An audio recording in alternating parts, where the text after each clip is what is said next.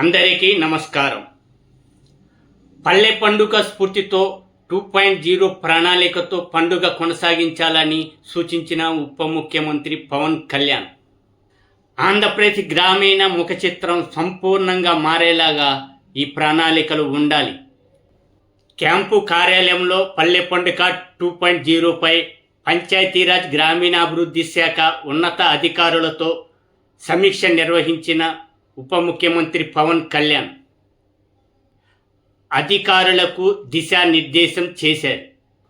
ఈ సమీక్షలో పంచాయతీరాజ్ గ్రామీణాభివృద్ధి శాఖ ప్రధాన కార్యదర్శి Shashi Bhushan Kumar, commissioner Krishna Teja, OSD Venkata Krishna, engineering chief Panchayati Raj Balu Naik, ఇతర ఉన్నతాధికారులు పాల్గొన్నారు. అక్షర సంకేతం ఛానల్ సబ్స్క్రైబ్ చేయండి, లైక్ షేర్ చేసి మీ అభిప్రాయాన్ని కామెంట్ పెట్టండి. ధన్యవాదాలు.